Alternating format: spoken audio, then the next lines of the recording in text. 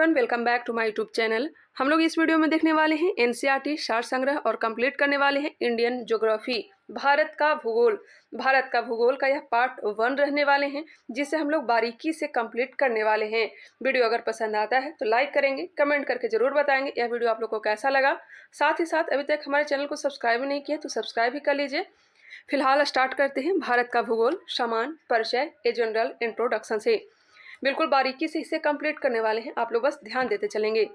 देखिए, first number question जो दिया गया है, भारत किस गोलार्ध में अवस्थित है। भारत जो है किस गोलार्ध में अवस्थित है, तो यह है उत्तर पूर्वी गोलार्ध में, उत्तरी पूर्वी गोलार्ध में अवस्थित है। पृथ्वी का जो आकार है जियोड की आकृति जैसा है। पृथ्वी के बीचों बीच से होकर के विषुवत रेखा गुजरती है, इसी को भूमध्य रेखा या फिर 0 डिग्री लाइन कहते हैं। इसके ऊपर वाले भाग को कहते हैं उत्तरी गोलार्ध और दक्षिणी वाले भाग को कहते हैं दक्षिणतम गोलार्ध या फिर दक्षिणी गोलार्ध कहते हैं। उत्तरी गोलार्ध से होकर के 23.5 डिग्री जो लाइन गुजरती है इसे कहते हैं कर्क रेखा। वही उत्तरी गोलार्ध से जो 23.5 डिग्री लाइन गुजरती है उसे कहते हैं मकर रेखा। यहाँ पे और भी दिया गया है मैप के द्वारा, हम लोग भारत के बारे में चर्चा कर लेते हैं। देखिए, भारत का कुल क्षेत्रफल है कितना। भारत का कुल क्षेत्रफल 32,87,263 वर्ग किलोमीटर। भारत का कुल क्षेत्रफल 32,87,263 किलोमीटर है। 32,87,263 वर्ग किलोमीटर। क्लियर। अब बात कर लेते हैं उत्तर से दक्षिण की ओर लंबाई कितनी है। उत्तर से दक्षिण की जो लंबाई है यह है 3214 वर्ग किलोमीटर। 3214 वर्ग किलोमीटर उत्तर से दक्षिण की लंबाई है। वही पूरब से पश्चिम की लंबाई कितनी है, 2933 वर्ग किलोमीटर। 2933 वर्ग किलोमीटर। एक एक पॉइंट पे आप लोग ध्यान देंगे। अब बात कर लेते हैं उत्तरी बिंदु क्या है, दक्षिणतम बिंदु क्या है, पूर्वी बिंदु क्या है और पश्चिमतम बिंदु कौन सा है। उत्तरी बिंदु की बात की जाए तो भारत की उत्तरतम बिंदु या फिर उत्तरी बिंदु जो है यह इंदिरा कौल है, जो कि लद्दाख में स्थित है। दक्षिणतम बिंदु केप कमोरिन है, जो कि कन्याकुमारी या फिर तमिलनाडु में अवस्थित है। आगे बढ़ते हैं, पूर्वी बिंदु कौन सा है। पूर्वी बिंदु हो जाएगा किवुथु, जो कि अरुणाचल प्रदेश में है, यह सबसे पूर्वी बिंदु है। और दक्षिणतम बिंदु की हमने बात कर लिया। पश्चिमतम बिंदु कौन सा है, पश्चिमतम या फिर पश्चिमी बिंदु कौन सा है, तो हो जाएगा गुहार मोती या फिर गौर माता, जो कि गुजरात में है। एक बार फिर से माइंड में रिकॉल कर लेंगे। उत्तरी बिंदु कौन सा है, इंदिरा कौल हो गया। दक्षिणतम बिंदु केप कमोरिन हो गया। पूर्वी बिंदु किवुथु हो गया अरुणाचल प्रदेश। और पश्चिमी बिंदु गुहार मोती, जो कि गुजरात में है। हमने बात कर लिया मुख्य भूमि से लगा हुआ। अगर सिर्फ और सिर्फ क्वेश्चन पूछा जाए कि भारत का दक्षिणतम बिंदु कौन सा है, तो हो जाएगा कौन सा बिंदु बताएंगे, इंदिरा पॉइंट हो जाएगा। कौन सा हो जाएगा, इंदिरा पॉइंट, जो कि कहाँ है, अंडमान निकोबार में है। इंदिरा पॉइंट जो कि भारत का दक्षिणतम बिंदु है। आगे बढ़ते हैं। अब यहाँ पे दिया गया है कौन कौन से देश से हमारा देश की सीमा लगा हुआ है, पड़ोसी देश की चर्चा कर लेते हैं। उसके बाद अक्षांशीय विस्तार और देशांतरीय विस्तार को भी देख लेंगे। तो देखिए, हमारे देश से जो लगा हुआ देश है यह है पाकिस्तान, अफगानिस्तान, चीन, भूटान, नेपाल, बांग्लादेश, म्यांमार। मुख्य भूमि से लगा हुआ देश कौन सा है, पाकिस्तान है, अफगानिस्तान है, चीन है, नेपाल है, भूटान है, म्यांमार है और बांग्लादेश है। पाकिस्तान की जो सीमा लगती है यह कितना किलोमीटर, 3323 किलोमीटर। पाकिस्तान से सीमा कितनी लगती है, 3323 किलोमीटर। अफगानिस्तान से सबसे कम सीमा लगती है, कितनी सीमा लगती है, तो 106 किलोमीटर। और सिर्फ लद्दाख से ही अफगानिस्तान का सीमा लगता है। चीन से सीमा लगती है 3488 किलोमीटर। 3488 किलोमीटर चीन से सीमा लगती है। वही नेपाल से 1751 किलोमीटर। 1751 किलोमीटर नेपाल से। भूटान से बात कर लेते हैं। भूटान से 699 किलोमीटर की सीमा लगती है। म्यांमार से 1643 किलोमीटर म्यांमार से सीमा लगती है। और सबसे ज़्यादा सीमा जो लगती है यह बांग्लादेश से। कितना लगता है, तो 4096 किलोमीटर बांग्लादेश से सीमा लगती है। क्लियर हो गया होगा। रेड क्लिफ लाइन जो है भारत और पाकिस्तान के बीच में है। डुरंड रेखा जो है पाकिस्तान और अफगानिस्तान के बीच में है। भारत और चीन के बीच मैकमोहन लाइन है। 0 डिग्री लाइन जो है भारत बांग्लादेश के बीच में है। अब आगे बढ़ते हैं। अक्षांशीय विस्तार देख लीजिए। भारत का अक्षांशीय विस्तार मुख्य भूमि से 8 डिग्री 4 मिनट से लेकर के 37 डिग्री 6 मिनट उत्तरी अक्षांश के बीच में है। वही देशांतरीय विस्तार 68 डिग्री 7 मिनट से लेकर के 97 डिग्री 25 मिनट है। क्लियर हो गया होगा। अब आगे बढ़ते हैं। तट रेखा की जो लंबाई है 7516.6 किलोमीटर, 7516.6 किलोमीटर जो है तट रेखा की लंबाई है। मुख्य भूमि की लंबाई कितनी है बताएंगे, मुख्य भूमि की लंबाई कितनी है। अब आगे बढ़ते हैं, इसके बारे में आगे चर्चा कर लेंगे। भारत से होकर के कर्क रेखा गुजरती है। जहां हमने बात कर लिया कर्क रेखा, मकर रेखा, विषुवत रेखा, तो इन तीनों रेखा में से कर्क रेखा हमारे भारत से होकर के गुजरती है और यह 8 राज्यों से होकर गुजरती है। कितने राज्यों से? 8 राज्यों से होकर के गुजरती है। क्रम से याद रखिएगा। सबसे पहले गुजरात से, उसके बाद 1 मिनट, सबसे पहले गुजरात से, उसके बाद राजस्थान, मध्य प्रदेश के बाद छत्तीसगढ़ के बाद झारखंड के बाद पश्चिम बंगाल, उसके बाद त्रिपुरा और मिजोरम। एक बार फिर से ध्यान से सुनिएगा।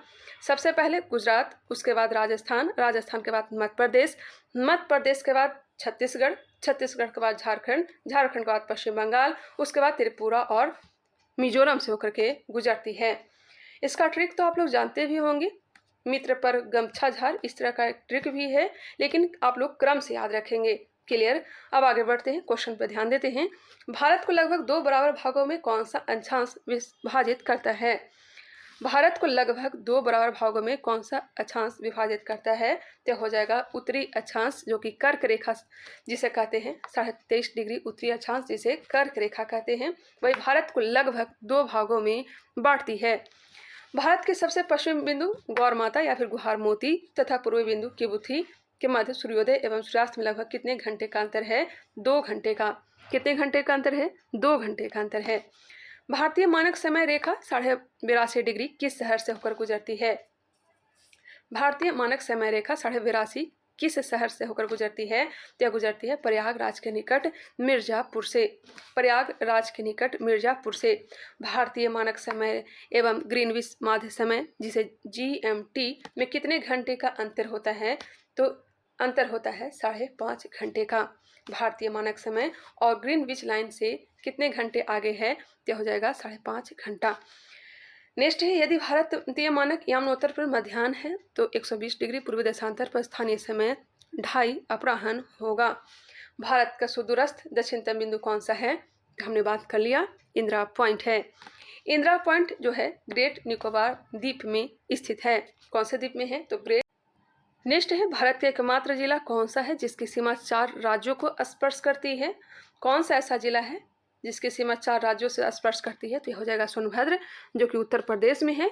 इसकी सीमा लगती है कौन कौन से राज्यों से? तो बिहार हो गया, झारखंड हो गया, छत्तीसगढ़ हो गया और मध्य प्रदेश। इन 4 राज्यों से सोनभद्र की सीमा लगती है। कौन कौन सा राज्य? बिहार, झारखंड, छत्तीसगढ़ और मध्य प्रदेश। भारत की सबसे पूर्वी और पश्चिमी देशांतर रेखाओं के मध्य कितने डिग्री का अंतर है? तो लगभग 30 डिग्री का अंतर है। कितने डिग्री? 30 डिग्री। भारतीय मानक समय रेखा 5 राज्यों से होकर के गुजरती है। 5 राज्य कौन कौन सा है? तो उत्तर प्रदेश है, मध्य प्रदेश है, छत्तीसगढ़ है, उड़ीसा है और आंध्र प्रदेश। उत्तर प्रदेश, मध्य प्रदेश, छत्तीसगढ़, उड़ीसा एवं आंध्र प्रदेश से होकर के गुजरती है। यहाँ पे राज्य और केंद्र शासित प्रदेश दिया गया है, साथ ही साथ उसकी राजधानी भी दिया गया है। कभी कभी एग्जाम में राजधानी भी पूछ दिया जाता है, खास करके पूर्वोत्तर राज्यों से। तो चलिए कम समय में इस बार इसको रिकॉल कर लेते हैं। लद्दाख की राजधानी कहाँ है? तो लेह, जम्मू कश्मीर का श्रीनगर, हिमाचल प्रदेश का शिमला, उत्तराखंड का देहरादून, हरियाणा और पंजाब की राजधानी चंडीगढ़, दिल्ली की राजधानी दिल्ली, उत्तर प्रदेश का लखनऊ, बिहार का पटना, झारखंड की राजधानी रांची, पश्चिम बंगाल का कोलकाता, ओडिशा का भुवनेश्वर, छत्तीसगढ़ का रायपुर, मध्य प्रदेश का भोपाल, महाराष्ट्र का मुंबई, तेलंगाना का हैदराबाद, गुजरात का गांधीनगर, राजस्थान का जयपुर। आगे बढ़ते हैं। दादर व नगर हवेली और दमन व दीव की राजधानी कहाँ है? तो दमन है। गोवा की राजधानी पणजी है, कर्नाटक की राजधानी बेंगलुरु, आंध्र प्रदेश की राजधानी अमरावती, तमिलनाडु की राजधानी चेन्नई और केरल की राजधानी कहाँ है? तिरुवनंतपुरम है। तिरुवनंतपुरम। लक्षद्वीप की राजधानी कहाँ है? तो कवरत्ती है। पूर्वोत्तर को भी राज्यों को देख लेते हैं, खास करके इधर से ही पूछा जाता है। सिक्किम की राजधानी गंगटोक है। सिक्किम की राजधानी गंगटोक। मेघालय का शिलोंग, असम का दिसपुर, अरुणाचल प्रदेश का ईटानगर, नागालैंड का कोहिमा, मणिपुर का इम्फाल, मिजोरम का आइजोल। क्लियर। अब आगे बढ़ते हैं। दादर व नगर हवेली, दादर व नगर हवेली तथा दमन व दीव का विलय कर दिया गया है। पता ही होगा, संसद ने लोकसभा में 27 नवंबर 2019 को तथा राज्यसभा में 3 दिसंबर 2019 को पारित दादरा व नगर हवेली तथा दमन व दीव जो कि केंद्र शासित प्रदेश है उसे विलय कर दिया गया। विधेयक 2019 के माध्यम से उपर्युक्त दोनों केंद्र शासित प्रदेशों का विलय कर दिया है। यह पुनर्गठन 26 जनवरी 2020 से प्रभावी है। अब नए केंद्र शासित प्रदेश का नाम दादरा व नगर हवेली तथा दमन व दीव होगा और इसकी राजधानी दमन होगा। अंडमान निकोबार की राजधानी भी याद रखिएगा। अंडमान निकोबार की राजधानी कहाँ है? पोर्ट ब्लेयर है। अब यहाँ पे वही दिया गया है, देश की चतुर्थिक अंतिम सीमा बिंदु एक बार फिर से देख लीजिए। दक्षिणतम बिंदु है इंदिरा पॉइंट जो कि ग्रेट निकोबार द्वीप में अवस्थित है। उत्तरतम बिंदु या फिर उत्तरी बिंदु जिसे कहते हैं इंदिरा कॉल है जो कि जम्मू कश्मीर नहीं कहेंगे, लद्दाख में है। पश्चिमोत्तर बिंदु कौन सा है? तो ये हो जाएगा गुहार मोती, गुजरात। पूर्वोत्तर बिंदु किबुथु जो कि अरुणाचल प्रदेश। मुख्य भूमि का दक्षिणतम बिंदु कन्याकुमारी या फिर केप कमोरिन, यहाँ से 8 डिग्री 4 मिनट उत्तरी अक्षांश। चलिए आगे बढ़ते हैं। हिमालय की प्रमुख पर्वत श्रेणियों का उत्तर से दक्षिण क्रम दिया गया है। हिमालय की पर्वत श्रेणियों का उत्तर से दक्षिण क्रम दिया गया है। ये भी याद रखिएगा, काराकोरम, लद्दाख, जास्कर, पीर पंजाल, धौलाधर और शिवालिक। काराकोरम, लद्दाख, जास्कर, पीर पंजाल, धौलाधर और शिवालिक। कभी कभी यह सभी एग्जाम में क्वेश्चन पूछे जाते हैं, कोई भी क्वेश्चन को इग्नोर नहीं करेंगे। आगे बढ़ते हैं। किस देश के पास सर्वाधिक समय कटिबंध हैं? किस देश के पास समय जोन सबसे ज़्यादा है? तो हो जाएगा फ्रांस के पास। किसके पास? फ्रांस के पास। भारतीय मानक समय रेखा एवं कर्क रेखा एक दूसरे को छत्तीसगढ़ में काटती है। ये भी ध्यान रखिएगा, भारतीय मानक समय रेखा जो है और कर्क रेखा जो है एक दूसरे को कहाँ काटती है? तो छत्तीसगढ़ राज्य में काटती है। फ्रांस में कितने समय जोन है? तो ये भी याद रखिएगा, 24 टाइम जोन है। कितने? 24 टाइम जोन। भारत की मुख्य भूमि की तटीय लंबाई कितनी है? तटीय लंबाई हो गया लगभग 6100 किलोमीटर। म्यांमार की सर्वाधिक सीमा किस भारतीय राज्य को स्पर्श करती है? अरुणाचल प्रदेश से। जनसंख्या की दृष्टि से भारत का विश्व में कौन सा स्थान है? दूसरा स्थान है। चीन के बाद भारत का स्थान आता है। अभी हाल में सुन रहे हैं कि भारत जो है नंबर 1 पे आ गया, चीन दूसरे स्थान पे आ गया है। चलिए नेक्स्ट है, असम की सीमा कुल कितने राज्यों अथवा केंद्र शासित प्रदेशों को स्पर्श करती है? असम की सीमा कुल कितने राज्यों अथवा केंद्र शासित प्रदेशों को स्पर्श करती है? तो 7 राज्यों को ही स्पर्श करती है। रॉस द्वीप, नील द्वीप और हैवलॉक द्वीप का परिवर्तित नाम क्या है? यह क्वेश्चन बीपीएससी में भी पूछा गया था। रॉस द्वीप का नाम है नेताजी सुभाष चंद्र बोस द्वीप, नील द्वीप का नाम है शहीद द्वीप, हैवलॉक द्वीप का नाम है स्वराज द्वीप। एक बार फिर से रिकॉल कर लेती हूँ। रॉस द्वीप नेताजी सुभाष चंद्र बोस द्वीप कर दिया गया है, नील द्वीप का नाम शहीद द्वीप, हैवलॉक द्वीप का परिवर्तित नाम स्वराज द्वीप है। भारत किस जल संधि द्वारा श्रीलंका से पृथक होता है? तो पाक जल डमरू मध्य के द्वारा। भारत का कौन सा राज्य 3 ओर से बांग्लादेश की सीमा से घिरा हुआ है? त्रिपुरा। त्रिपुरा और बांग्लादेश के बीच ही कौन सी लाइन है? तो 0 डिग्री लाइन है। भारत के महत्वपूर्ण चैनल का नाम दिया गया है, यहाँ पे देख लेते हैं, यहाँ से भी क्वेश्चन पूछे जाते हैं। 9 डिग्री चैनल, 9 डिग्री चैनल जो है लक्षद्वीप और मिनिकॉय के मध्य है। 8 डिग्री चैनल मालदीव और मिनिकॉय के बीच। क्रम से याद रखिएगा, पहले 8 डिग्री चैनल जो है यह मालदीव और किसके बीच में है? मिनिकॉय के बीच में है। फिर मिनिकॉय और लक्षद्वीप के बीच में कौन सा चैनल है? तो 9 डिग्री चैनल। ग्रेट या महान चैनल यह सुमात्रा और निकोबार के मध्य में है। पाक स्ट्रेट भारत और श्रीलंका के मध्य। माहिम क्रीक जो है, क्रीक रेखा जिसे कहते हैं, एक पतली सी निवेशिका, यह मुंबई में है। कच्छ की खाड़ी पश्चिमी गुजरात, खंभात की खाड़ी पूर्वी गुजरात, नर्मदा और ताप्ती का मुहाना है। लक्षद्वीप सागर लक्षद्वीप और मालाबार तट के मध्य। मन्नार की खाड़ी जो है दक्षिण पूर्व तमिलनाडु और श्रीलंका के मध्य है। मन्नार की खाड़ी दक्षिण पूर्वी तमिलनाडु और श्रीलंका के मध्य कौन सा है? मन्नार की खाड़ी है। कोको स्ट्रेट जिसे डमरू मध्य भी बोलते हैं, कोको स्ट्रेट जो है, कोको द्वीप जो कि म्यांमार और उत्तरी अंडमान के मध्य कोको स्ट्रेट है। दक्कन पास जो है दक्षिणी अंडमान और लघु अंडमान के मध्य। 10 डिग्री चैनल अंडमान और निकोबार के मध्य में है। क्लियर। अब यहाँ पे विभिन्न देशों के साथ भारत के अंतर्राष्ट्रीय सीमा की लंबाई एवं संबंधित राज्य एवं केंद्र शासित प्रदेश दिए गए हैं। हालांकि आप लोग को मैप में भी यह पढ़ना होगा। चलिए एक बार फिर से इसे देख लेते हैं। सबसे ज़्यादा जो सीमा लगती है बांग्लादेश से कितना, 4096 किलोमीटर। यहाँ पे 4096.7 दिया गया है। सीमा रेखा जो है रेड क्लिफ रेखा, बांग्लादेश के साथ रेड क्लिफ रेखा जो है 5 पश्चिम बंगाल, मेघालय, मिजोरम, त्रिपुरा और असम। अच्छा, इस कारण से रेड क्लिफ रेखा दिया गया है क्योंकि कहीं ना कहीं बांग्लादेश जो था या पाकिस्तान का ही अंग पहले था। इस कारण से यहाँ पे जो सीमा रेखा का नाम दिया गया है रेड क्लिफ दिया गया है। लेकिन आप लोग याद रखिएगा रेड क्लिफ रेखा जो है भारत और पाकिस्तान के बीच में है। उस समय तो बांग्लादेश और पाकिस्तान दोनों के लिए यह लाइन खींची गई थी। बांग्लादेश जो है 5 राज्यों से सीमा लगाती है, पश्चिम बंगाल, मेघालय, मिजोरम, त्रिपुरा और असम। दूसरा स्थान है चीन का। चीन की सीमा 3488 किलोमीटर लगती है और भारत और चीन के बीच मैकमोहन रेखा है और यह भी 5 राज्यों से सीमा लगाती है, लद्दाख, हिमाचल प्रदेश, उत्तराखंड, सिक्किम और अरुणाचल प्रदेश। कह सकते हैं कि 4 राज्य और 1 केंद्र शासित प्रदेश से सीमा किसकी लगती है, चीन से लगती है। पाकिस्तान से 5 राज्यों की सीमा लगती है। कह सकते हैं कि यहाँ पे 3 राज्य से सीमा और 2 केंद्र शासित प्रदेश से सीमा किसकी लगती है, पाकिस्तान से, गुजरात, राजस्थान, पंजाब, जम्मू कश्मीर और लद्दाख। नेपाल की सीमा की लंबाई है 1751। उत्तर प्रदेश, बिहार, पश्चिम बंगाल, सिक्किम और उत्तराखंड से सीमा लगती है। यह 5 राज्यों से सीमा लगती है, उत्तर प्रदेश, बिहार, पश्चिम बंगाल, सिक्किम और उत्तराखंड। म्यांमार, इसकी सीमा का लंबाई है 1643 किलोमीटर। 4 राज्य से, अरुणाचल प्रदेश, नागालैंड, मिजोरम और मणिपुर। अरुणाचल प्रदेश, नागालैंड, मणिपुर और मिजोरम से सीमा लगती है। भूटान की सीमा की लंबाई है 699 किलोमीटर। 4 राज्यों से सीमा लगती है, पश्चिम बंगाल, सिक्किम, अरुणाचल प्रदेश और असम। अफगानिस्तान, इसकी लंबाई 106 किलोमीटर। सबसे कम सीमा किसके साथ लगता है, अफगानिस्तान के साथ 106 किलोमीटर ही लगता है। और भारत और अफगानिस्तान के बीच डुरंड रेखा है और यह भारत के लद्दाख में ही सीमा लगती है और इसकी सीमा सिर्फ और सिर्फ लद्दाख से।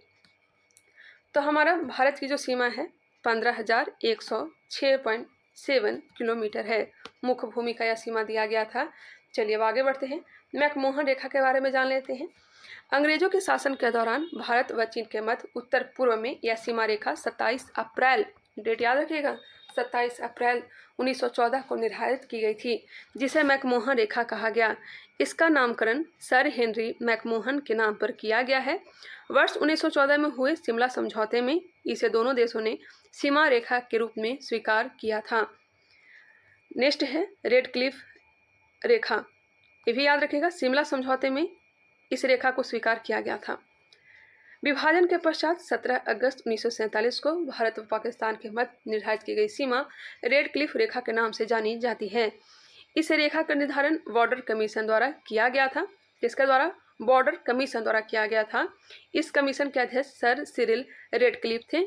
इन्हीं के नाम पर इस सीमा का नाम रेड क्लिफ रेखा रखा गया। सर सिरिल रेडक्लिफ के नाम पर इस रेखा का नाम रेड क्लिफ रेखा रखा गया।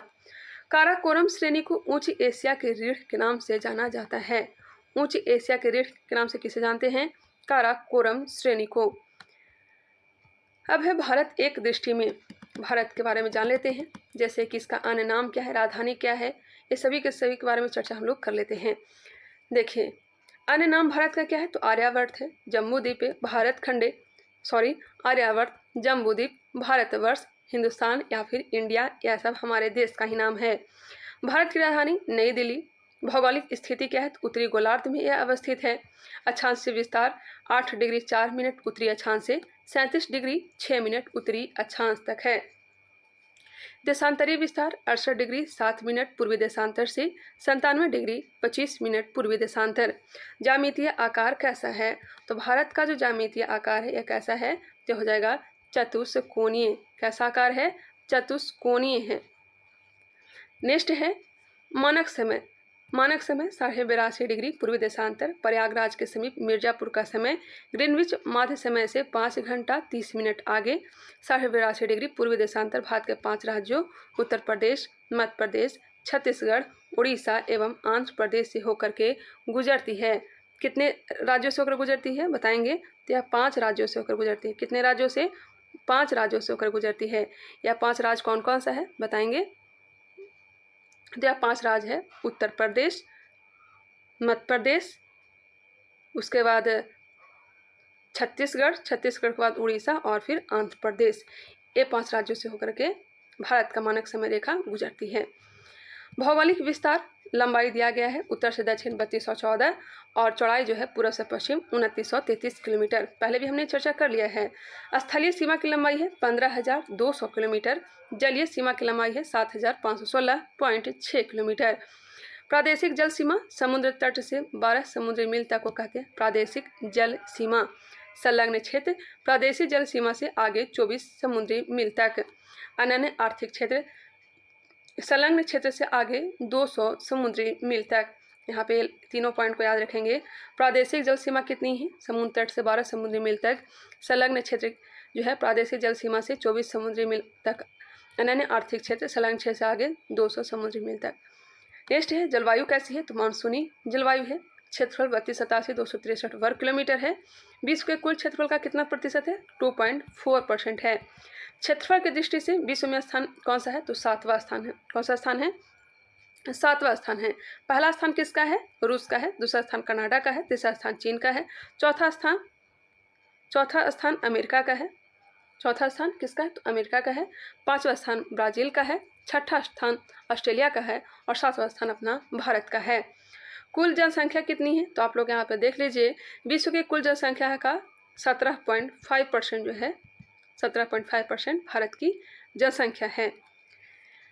नेक्स्ट है 121 करोड़ लगभग है। आप लोग ये ध्यान रखेंगे। जनसंख्या की दृष्टि से विश्व में स्थान दूसरा है। प्रथम स्थान पे चीन है। पुरुष जनसंख्या कितनी है? 62,32,70,258। महिला जनसंख्या 58,75,84,719। 58,75,84,719। हम लोग भी कम नहीं हैं। ग्रामीण जनसंख्या भारत की ग्रामीण जनसंख्या 83.37 करोड़ है। लगभग 83.37 करोड़ प्रतिशत में है 68.8%। शहरी जनसंख्या कितनी है? तो 37.71 करोड़ और प्रतिशत में 31.16% शहरी जनसंख्या है। दशकीय जनसंख्या वृद्धि दर कितना है? तो 2001 से 11 के बीच में दशकीय जनसंख्या वृद्धि दर जो है 17.64% है। 17.64%। लिंगानुपात 943 प्रति हजार पुरुषों पर। शिशु लिंगानुपात जो है 918 प्रति हजार पुरुषों पर। जनसंख्या घनत्व 382 व्यक्ति प्रति वर्ग किलोमीटर। जनसंख्या घनत्व 382 व्यक्ति प्रति वर्ग किलोमीटर। कुल साक्षरता कितनी है? तो 74.04%। पुरुष साक्षरता 82.14। महिला साक्षरता 65.46%। महिला साक्षरता कितनी है? 65.46% है। पुरुष साक्षरता 82.14% है। पुरुष साक्षरता के मामले में सही है। अनुसूचित जाति जनसंख्या दिया गया है।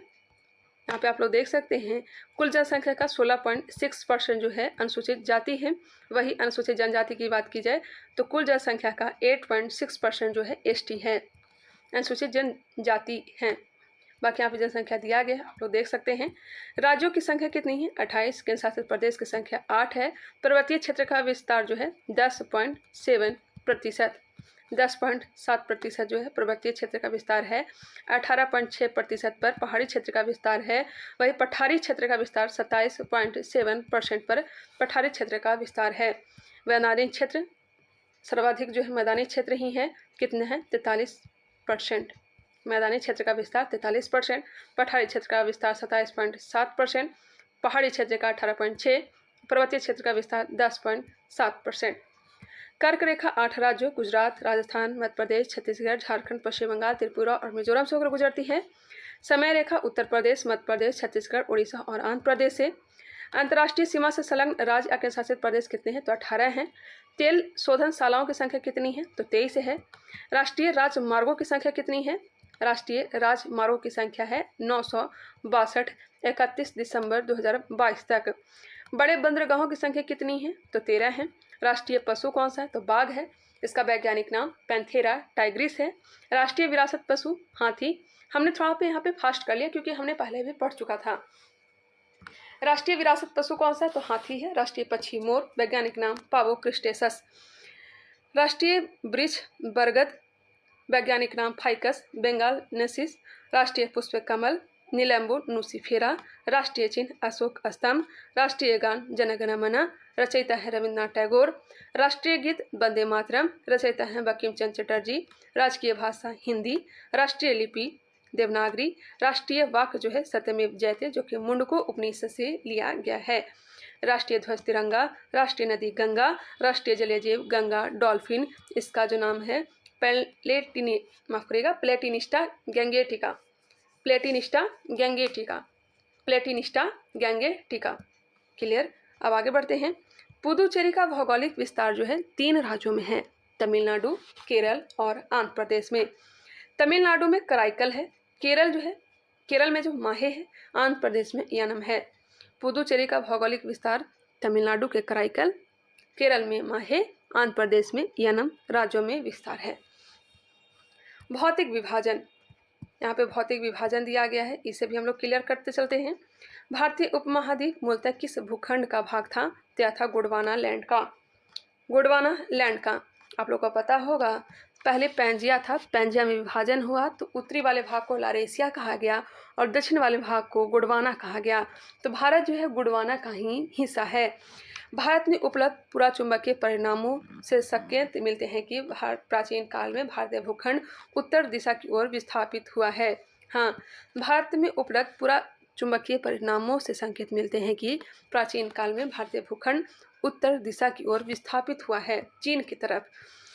भूगर्भिक संरचना की दृष्टि से भारत को मुख्यतः 3 भागों में विभाजित किया गया है। कितने भागों में? 3 भागों में।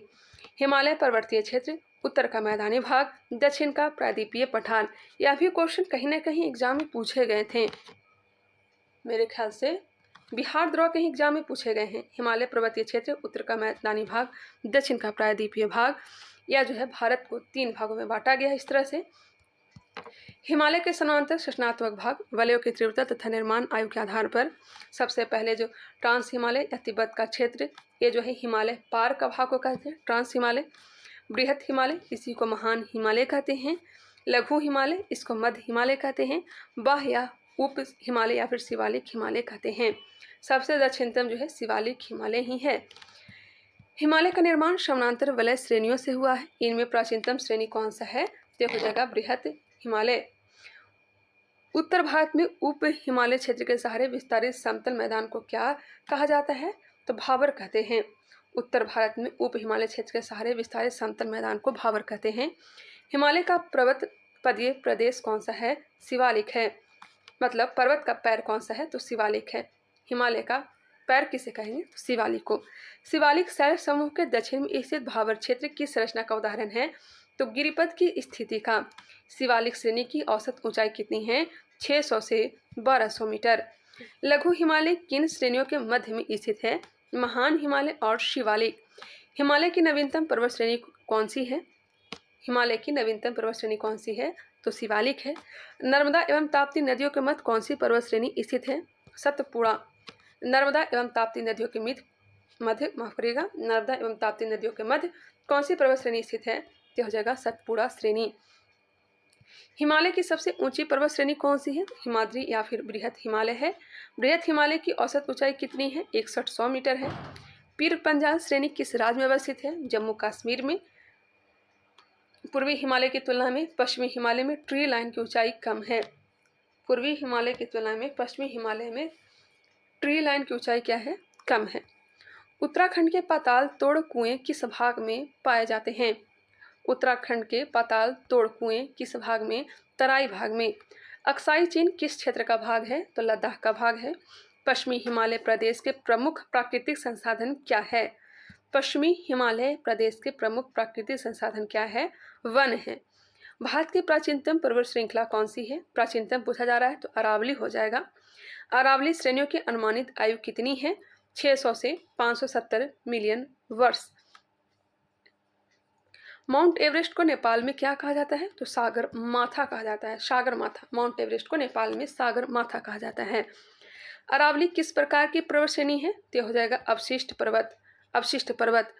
दक्षिण भारत की सबसे ऊंची चोटी कौन सी है?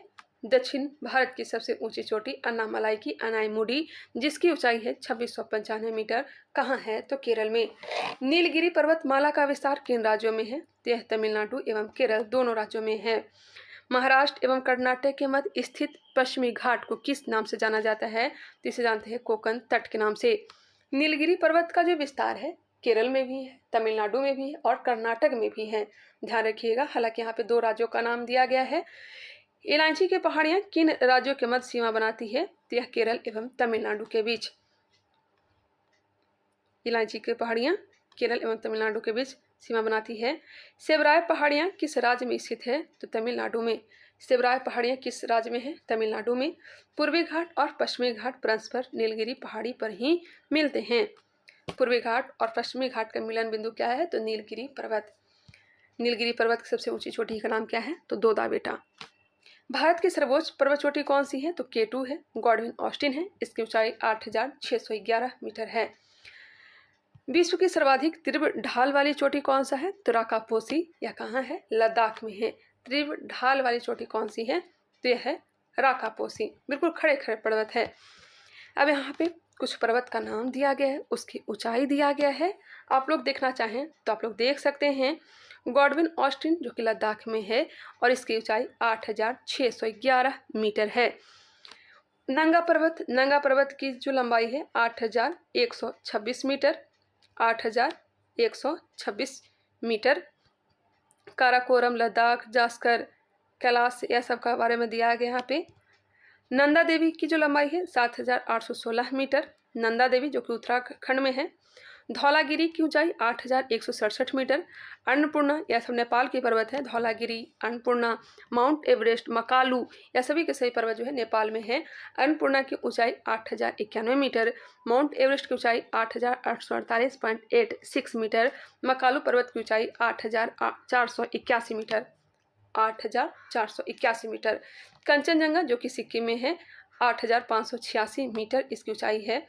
नामचा भरवा अरुणाचल प्रदेश में है, इसकी ऊंचाई 7782 मीटर।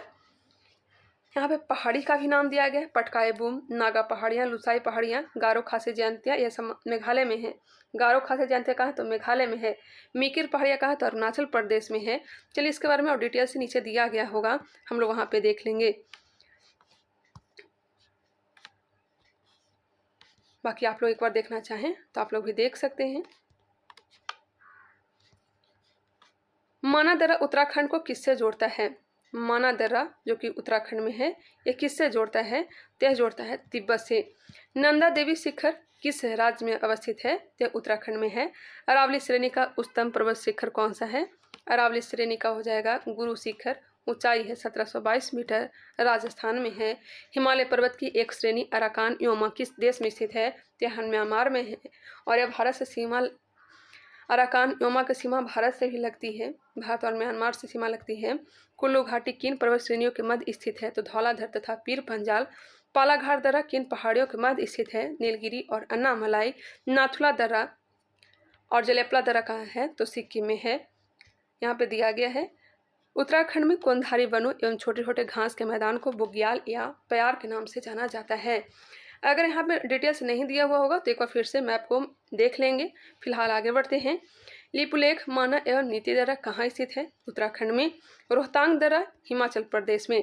रोहतांग, बाड़ालाचा, सिपकिला, यह सब हिमाचल प्रदेश में है। पूर्वी हिमालय में औसत हिमरेखा 3500 मीटर तथा पश्चिमी हिमालय में 2500 मीटर ऊंचाई पर पाई जाती है। भारत का सबसे बड़ा हिमनद कौन सा है? तो सियाचिन हिमनद है जो कि लद्दाख में है। चौरावड़ी ग्लेशियर कहाँ स्थित है? तो केदारनाथ मंदिर के उत्तर में, यह उत्तराखंड में है। चौरावड़ी ग्लेशियर उत्तराखंड में है। मेघालय का पठार किसका भाग है? याद रखिएगा, मेघालय का पठार हिमालय का हिस्सा नहीं है, यह प्रायद्वीपीय भारत का हिस्सा है। भारत के प्रायद्वीपीय पर्वत किस काल में निर्मित हुए? पैलोजोइक महाकल्प में। अरावली एवं विंध्य श्रृंखलाओं के मध्य कौन सा पठार स्थित है? मालवा का पठार। दंडकारण्य क्षेत्र कहाँ अवस्थित है? छत्तीसगढ़ एवं ओडिशा के मध्यवर्ती भाग में। लघु हिमालय एवं शिवालिक श्रेणी के मध्य में विस्तृत समतल संरचनात्मक स्थल को पूर्व में द्वार और पश्चिम में दून के नाम से जाना जाता है। भारत का औसत समुद्र तल किस तट से मापा जाता है? मुंबई से। भारत का समुद्र तट रेखा की लंबाई 7516.6 किलोमीटर। किस राज्य की तटीय सीमा सबसे लंबी है? तो गुजरात की है, 1214.7 किलोमीटर। गुजरात की तटीय सीमा लगती है 1214.7 किलोमीटर। भारत के कितने राज्य समुद्री तट रेखा से संलग्न हैं? तो 9 राज्य हैं और 4 केंद्र शासित प्रदेश हैं। 9 राज्य तथा 4 केंद्र शासित प्रदेश जो कि समुद्र से लगे हुए हैं। 9 राज्य कौन कौन सा है? तो गुजरात है, महाराष्ट्र है, गुजरात हो गया, उसके बाद महाराष्ट्र, कर्नाटक, गोवा, केरल, तमिलनाडु, फिर हो जाएगा आपका आंध्र प्रदेश, उड़ीसा, पश्चिम बंगाल। एक बार यहाँ पे भी दिया गया, वो भी देख लेते हैं। गुजरात, महाराष्ट्र, कर्नाटक, केरल, तमिलनाडु, पश्चिम बंगाल, आंध्र प्रदेश, उड़ीसा, गोवा। 4 के शासित प्रदेश कौन सा है? पुडुचेरी है, अंडमान निकोबार है, लक्षद्वीप है, दादरा व नगर हवेली और दमन दीव है। प्राचीन भारतीय ऐतिहासिक भूगोल में रत्नाकर नाम किसका सूचक था? प्राचीन भारतीय ऐतिहासिक भूगोल में रत्नाकर नाम किसका सूचक था? हिंद महासागर का। तमिलनाडु व आंध्र प्रदेश के समुद्री तट का क्या नाम है? कोरोमंडल तट। कन्याकुमारी को किस अन्य नाम से जाना जाता है? केप कमोरिन के नाम से। अंडमान और निकोबार द्वीप समूह में सबसे अधिक ऊंचाई वाली चोटी कौन सी है? तो सैंडल पीक है। सतलज एवं सिंधु नदी के मध्य स्थित हिमालय के भाग को कश्मीर हिमालय या पंजाब हिमालय के नाम से जाना जाता है। अंडमान व निकोबार द्वीप समूह स्थित है तो बंगाल की खाड़ी में। अंडमान निकोबार द्वीप समूह में द्वीपों की संख्या कितनी है? 572 है अंडमान निकोबार द्वीप समूह में द्वीपों की संख्या। 10 डिग्री चैनल किन 2 द्वीपों को पृथक करता है? अंडमान को निकोबार द्वीप से। बैरन द्वीप कहाँ है? तो बंगाल की खाड़ी में है। श्रीहरिकोटा द्वीप कहाँ है? तो पुलिकट झील के समीप है। राम सेतु कहाँ से प्रारंभ होता है? तो धनुषकोडी से। लक्षद्वीप कहाँ स्थित है? अरब सागर में। भारत का कौन सा द्वीप समूह प्रवाल से निर्मित है? लक्षद्वीप। मिनिकॉय द्वीप भारतीय तटरेखा के सुदूरवर्ती द्वीप की श्रेणी में आता है। भारत एवं श्रीलंका के बीच कौन सा द्वीप है? भारत और श्रीलंका के बीच में कौन सा द्वीप है? तो पंबन द्वीप, जिसे रामेश्वरम कहते हैं। द्वीपों पर बसा हुआ भारत का सबसे बड़ा नगर कौन सा है? तो मुंबई है। कोरी क्रीक कहाँ स्थित है? कोरी क्रीक जो है यह कच्छ के रण में है। सर क्रीक विवाद किन 2 देशों के मध्य है? तो भारत एवं पाकिस्तान के बीच। बुर्जिल व बनिहाल दर्रा किस पर्वत श्रेणी में स्थित है? यह हो जाएगा पीर पंजाल श्रेणी। है कहाँ? जम्मू कश्मीर में। मिजोरम को अन्य किस भौतिक नाम से भी जाना जाता है? मिजोरम को मोलेसिस बेसिन के नाम से जाना जाता है। वही सब पर्वत की ऊंचाई दिया गया है। माउंट एवरेस्ट 8848.86 मीटर नेपाल में है। केटू या गॉडविन ऑस्टिन यह भारत के पीओके वाले क्षेत्र में है। इसकी ऊंचाई जो है 8611 मीटर है। कंचनजंगा भारत नेपाल सीमा पर 8586 मीटर इसकी ऊंचाई। मकालू नेपाल में 8481 मीटर। धौलागिरी नेपाल में है 8167 मीटर। नंगा पर्वत भारत में है 8126। अन्नपूर्णा नेपाल में 8091 मीटर। नंदा देवी उत्तराखंड भारत 7816 मीटर। कामेत भारत में है 7756 मीटर। नामचा बरवा तिब्बत में है, भारत में भी है, अरुणाचल प्रदेश में इसकी ऊंचाई 7782 है। गुरला मंधाता तिब्बत 7728। क्लियर। अब आगे वाले वीडियो में देखेंगे जलवायु। एक बार जो छूट गया है उसे यहाँ पे देख लेते हैं। गुरु शिखर की ऊंचाई कितनी है? तो 1722 मीटर। थार मरुस्थल कहाँ है? तो राजस्थान में। यहाँ पे सबका विस्तार दिया गया है। महेंद्रगिरी पर्वत जो कि उड़ीसा में है। उत्कल का मैदान के बारे में दिया गया है। कोरोमंडल तट किसे कहेंगे? तो तमिलनाडु के तट को कोरोमंडल तट कहेंगे। पालघाट दर्रा कहाँ है? तो केरल में है। मलाबार तट किसको कहेंगे? बताएंगे। केरल के तट को क्या कहते हैं? केरल कर्नाटक वाले तट को मलाबार तट कहते हैं। गोवा के तट को कोकण तट कहते हैं। तो चलिए मिलते हैं नेक्स्ट वीडियो में। तब तक के लिए धन्यवाद। वीडियो पसंद आया है तो इसे लाइक करिएगा। अभी तक हमारे चैनल को सब्सक्राइब नहीं किया तो सब्सक्राइब कर लीजिए, बेल आइकन को क्लिक कर लीजिए। थालघाट और भोरघाट दर्रा कहाँ है? तो यह हो जाएगा महाराष्ट्र में। थालघाट और भोरघाट।